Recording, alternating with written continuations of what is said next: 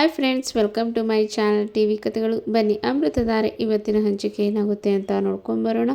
ನೀವೇನಾದರೂ ನನ್ನ ಚಾನಲ್ನ ಫಸ್ಟ್ ಟೈಮ್ ನೋಡೋದಾದರೆ ಲೈಕ್ ಮಾಡಿ, ಶೇರ್ ಮಾಡಿ ಮತ್ತು ಸಬ್ಸ್ಕ್ರೈಬ್ ಮಾಡಿ. ಗೌತಮ್ ಮತ್ತು ಭೂಮಿಕಾ ಅವರು ಹೊಸ ಮನೆಗೆ ಹೋಗ್ಲಿಕ್ಕೆ ಶಿಫ್ಟ್ ಆಗ್ತಾ ಇರ್ತಾರೆ. ಹಾಗೆ ಎಲ್ಲ ತಯಾರಿ ಕೂಡ ಆಗಿರುತ್ತೆ. ಮತ್ತು ಗೌತಮ್ ಮತ್ತು ಭೂಮಿಕಾ ಅವರು ಕೂಡ ಮನೆ ಒಳಗೆ ಹೋಗಬೇಕು ಅಂತ ಹೋಗ್ತಾ ಇರ್ತಾರೆ. ಆಗ ಶಕುಂತಲಾ ಅವರು ಕೂಡ ನಿಲ್ಲಿಸಿ ಅಂತ ಇಲ್ಲಿ ಹೇಳ್ತಾರೆ. ಆಗ ಎಲ್ಲರೂ ಶಾಕ್ನಿಂದ ನೋಡ್ತಾರೆ. ಆಗ ಏನಾಯಿತು ಏನು ಅಂತ ಹೇಳಿ ಈ ಕಡೆ ನೋಡ್ತಾ ಇರುವಾಗ ಈ ಕಡೆ ಶಕುಂತಲಾ ಅವರು ಕೂಡ ಇಲ್ಲಿ ಹೇಳ್ತಾರೆ, ನಾನು ಎಷ್ಟೋ ಪಾಪಗಳನ್ನು ಮಾಡಿಬಿಟ್ಟೆ, ನಿಮಗೆ ಎಷ್ಟೇ ಈ ಮನೆಯಲ್ಲಿ ತೊಂದರೆ ನಾನು ಕೊಟ್ಟುಬಿಟ್ಟೆ. ನೀವು ಮದುವೆ ಆಗಿ ಬಂದಾಗಿಂದ ನಾನು ನಿನ್ನ ಮನೆಗೆ ತುಂಬಿಸ್ಕೊಳ್ಳೇ ಇಲ್ಲ. ಆದರೆ ನಾನು ಈ ತಪ್ಪನ್ನು ನಾನು ಮಾಡೋದಿಲ್ಲ. ನಾನು ಮಾಡಿದ ಎಲ್ಲ ತಪ್ಪುಗಳಿಗೆ ಪ್ರಾಯಶ್ಚಿತ್ತ ಆಗಬೇಕಂದ್ರೆ ನಾನು ಈಗ ನಿನ್ನನ್ನು ಮನೆ ತುಂಬಿಸ್ಕೊಳ್ಬೇಕು. ತಡಿ, ಒಂದು ನಿಮಿಷ ಇರು ಅಂತ ಹೇಳಿ ಹೋಗಿ ಇಲ್ಲಿ ಅಕ್ಕಿಯನ್ನು ಮತ್ತು ಬೆಲ್ಲವನ್ನು ತಂದು ಗೌತಮ್ ಕಾಲಿನಿಂದ ಒದಿಸ್ತಾರೆ. ಆಗ ಈ ಕಡೆ ಗೌತಮ್ ಅವರು ಮತ್ತು ಭೂಮಿಕಾ ಅವರು ತುಂಬಾ ಖುಷಿಯಿಂದ ಅದನ್ನು ಸೇರನ್ನು ಒದ್ದು ಒಳಗೆ ಬರ್ತಾರೆ. ಮತ್ತು ಇಲ್ಲಿ ಶಕುಂತಲಾ ಅವರು ಈಗ ಈ ಮನೆಗೆ ಕಳೆ ಬಂದಂಗಾಯಿತು. ಇನ್ನು ಮೇಲೆ ಗೌತಮ್ ಮತ್ತು ಭೂಮಿಕಾ ಅವರು ಕೂಡ ಈ ಮನೆಯ ಅಧಿಕಾರವನ್ನು ವಹಿಸ್ಕೊಂಡು ನೋಡಿಕೊಂಡು ಹೋಗಬೇಕು. ಯಾವುದೇ ರೀತಿಯಲ್ಲಿ ಯಾರೇ ಬಂದರೂ ಕೂಡ ಮತ್ತು ಯಾರ ಕೈಗೂ ಕೂಡ ಅಧಿಕಾರವನ್ನು ನೀಡಬೇಡಿ ಅಂತ ಹೇಳಿ ಶಕುಂತಲಾ ಅವರು ಕೂಡ ಹೇಳ್ತಾರೆ. ಆಗ ಗೌತಮ್ ಮತ್ತು ಭೂಮಿಕಾ ಅವರು ಆಯಿತು ಅಂತ ಹೇಳಿ ತುಂಬಾ ಖುಷಿಯಿಂದ ಒಪ್ಕೊಳ್ತಾರೆ.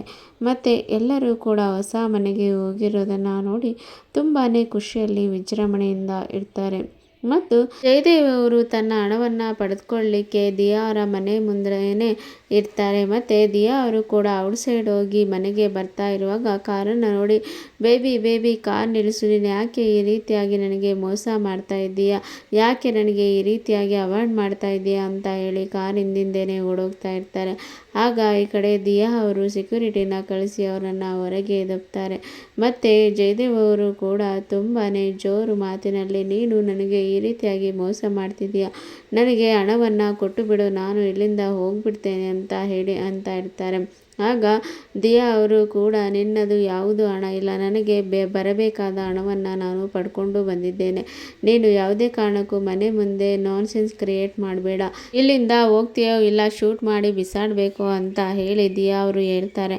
ಆಗ ಜಯದೇವ್ ಅವರು, ನೀನು ಏನು ಮಾಡಿದರೂ ನನಗೆ ಒಳ್ಳೆಯದೇ, ಆದರೆ ನನಗೆ ಮೊದಲು ನನ್ನ ಹಣವನ್ನು ಕೊಡು, ಹಾಗಾದರೆ ನಾನು ಇಲ್ಲಿಂದ ಬಿಟ್ಟು ಹೋಗ್ತೇನೆ, ಇಲ್ಲ ಅಂದರೆ ಸಾಯೋವರೆಗೂ ನಾನು ಈ ಮನೆಯನ್ನು ಬಿಟ್ಟು ನಾನು ಹೋಗೋದಿಲ್ಲ ಅಂತ ಹೇಳಿ ಈ ಕಡೆ ಜಯದೇವ್ ಅವರು ತೀರ್ಮಾನ ಮಾಡ್ತಾ ಇರ್ತಾರೆ. ಆಗ ಈ ಕಡೆ ದಿಯಾ ಅವರು ಕೂಡ, ನಿನಗೆ ಹೇಗೆ ಸರಿಯಾಗಿ ಬುದ್ಧಿ ಕಲಿಸಬೇಕು ಅಂತ ನನಗೆ ಚೆನ್ನಾಗಿ ಗೊತ್ತಿದೆ ಅಂತ ಹೇಳಿ ಅಂತ ಇರ್ತಾರೆ. ಆಗ ದಿಯಾ ಅವರು ಹೋಗಿ ಪೊಲೀಸವರಿಗೆ ಕಾಲ್ ಮಾಡಿ ಪೊಲೀಸವರು ಬರ್ತಾ ಇರ್ತಾರೆ. ಮತ್ತು ಈ ಕಡೆ ಜಯದೇವ್ ಅವರು ಕೂಡ ಇನ್ನು ತುಂಬಾ ಗಲಾಟೆ ಮಾಡ್ತಾ ಇರ್ತಾರೆ. ಆಗ ಅದೇ ಸಮಯಕ್ಕೆ ಕೂಡ, ನೀನು ಒಳ್ಳೆ ಮಾತಿನಲ್ಲಿ ಹೇಳಿದರೆ ನೀನು ಕೇಳೋದಿಲ್ಲ, ಆದ್ದರಿಂದ ನಿನಗೆ ಹೇಗೆ ಪಾಠ ಕಲಿಸ್ಬೇಕು ಅಂತ ಹೇಳಿ ನಾನು ತೀರ್ಮಾನಗೊಂಡಿದ್ದೇನೆ, ನಾನು ಈಗ ಪೊಲೀಸವರನ್ನು ಕರೆಸಿದ್ದೇನೆ ಅಂತ ಹೇಳಿ ಹೇಳ್ತಾರೆ. ಆಗ ಅದೇ ಸಮಯಕ್ಕೆ ಕೂಡ ಅಲ್ಲಿ ಪೊಲೀಸವರು ಬರ್ತಾರೆ.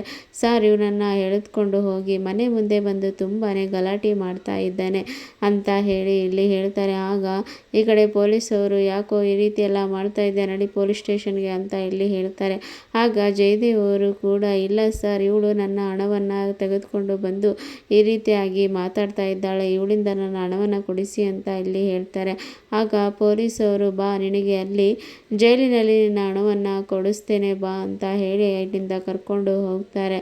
ಹಾಗೆ ದಿಯಾ ಅವರು ಕೂಡ ಮನಸ್ಸಿನಲ್ಲಿ ಅಂದ್ಕೊಳ್ತಾರೆ, ಹಬ್ಬ ಇದ್ದ ಒಂದು ಪೀಡೆ ಕೂಡ ತೊಲಗೋಯ್ತು, ಇನ್ನು ಮೇಲೆ ನಾನು ಆರಾಮಾಗಿ ಇರ್ಬೋದು ಅಂತ ಹೇಳಿ ದಿಯಾ ಅವರು ಅಲ್ಲಿಂದ ಹೋಗ್ತಾರೆ. ಮತ್ತು ಜಯದೇವ್ನನ್ನು ಈ ಕಡೆ ಜೈಲಿಗೆ ಕರೆದುಕೊಂಡು ಹೋಗಿ ಜಯದೇವ್ನನ್ನು ತುಂಬಾ ಬೆಂಡೆತ್ತಿ ಬಿಡ್ತಾರೆ. ಆದರೆ ಜಯದೇವ್ ಅವರು ಕೂಡ ಅದಕ್ಕೆ ಯಾವುದನ್ನು ಕೂಡ ತಲೆಗೆ ಹಾಕ್ಕೊಳ್ಳೋದೇ ಇಲ್ಲ. ಅವರು ತುಂಬಾ ಆರಾಮಾಗಿ ಇದ್ದು, ನಾನು ಹೇಗಾದರೂ ಮಾಡಿ ಆ ದಿಯಾನಿಂದ ನನ್ನ ಹಣವನ್ನು ಪಡೆದುಕೊಳ್ಬೇಕು, ಇದಕ್ಕೇನಾದರೂ ಪ್ಲ್ಯಾನ್ ಮಾಡಬೇಕು ಅಂತ ಹೇಳಿ ಜೈಲಿನಲ್ಲೇ ಅವರು ಕೂತು ಯೋಚನೆ ಮಾಡ್ತಾ ಇರ್ತಾರೆ.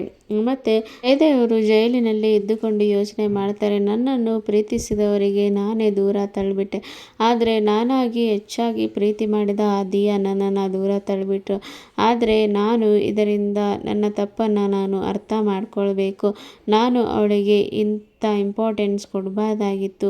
ನಾನು ನನ್ನ ತಂದೆ ತಾಯಿ ಅಣ್ಣ ಜೊತೆಗೆ ತುಂಬ ಖುಷಿಯಲ್ಲಿದ್ದಿದ್ರೆ ನನಗೆ ಈ ರೀತಿಯಾಗಿ ಯಾವುದೇ ಸ್ಥಿತಿಗತಿ ಬರ್ತಾ ಇರಲಿಲ್ಲ. ಆದರೆ ನಾನು ಆ ದಿಯಾನ ಒಂದು ಗತಿ ಕಾಣಿಸ್ತೇನೆ. ನಾನು ಅವಳನ್ನು ಯಾವುದೇ ಕಾರಣಕ್ಕೂ ಸುಮ್ಮನೆ ಬಿಡೋದಿಲ್ಲ. ನನ್ನ ಹಣವನ್ನು ನಾನು ಪಡೆದುಕೊಳ್ತೇನೆ ಹೇಗಾದರೂ ಮಾಡಿ ಅಂತ ಹೇಳಿ ಜಯದೇವ್ ಅವರು ಥಿಂಕ್ ಮಾಡ್ತಾ ಇರ್ತಾರೆ. ಮತ್ತು ಜೈಲಿನಿಂದ ಹೇಗೆ ತಪ್ಪಿಸ್ಕೊಂಡು ಹೋಗೋದು, ಆ ಬ್ಲಡಿ ದಿಯಾನ ಯಾವ ರೀತಿ ಸಾಯಿಸೋದು ಅಂತ ಹೇಳಿ ಈ ಕಡೆ ಯೋಚನೆ ಮಾಡ್ತಾ ಇರ್ತಾರೆ. ಆದರೆ ಜಯದೇವ್ ಅವರು ಕೊನೆಗೂ ಕೂಡ ಜೈಲಿಗೆ ಸೇರಿದರು ಅಂತಲೇ ಹೇಳ್ಬೋದು. ಅವರು ಯಾರಿಗೆಲ್ಲ ಇಷ್ಟೆಲ್ಲ ತೊಂದರೆ ಕೊಟ್ಟರು, ಆದರೆ ದೇವರು ಇವರಿಗೆ ಅದೇ ರೀತಿಯಾಗಿ ತೊಂದರೆ ಕೊಟ್ಟರು. ಮತ್ತು ಜೈಲಿನಲ್ಲಿ ಕೂಡ ಅವರು ಮುದ್ದೆ ಮುರಿಯೋ ಸಮಯ ಬಂದಾಯಿತು ಅಂತಲೇ ಹೇಳ್ಬೋದು. ಮತ್ತು ಜಯದೇವ್ ಅವರು ಕೂಡ ಅಲ್ಲಿಂದ ತಪ್ಪಿಸ್ಕೊಂಡು ಬರ್ತಾರೆ. ದಿಯಾಗೆ ಯಾವ ರೀತಿಯಾಗಿ ಶಿಕ್ಷೆ ಮತ್ತು ತೊಂದರೆ ಕೊಡ್ತಾರೆ ನೋಡೋಣ ಮುಂದಿನ ಸಂಚಿಕೆಯಲ್ಲಿ. Thank you for watching.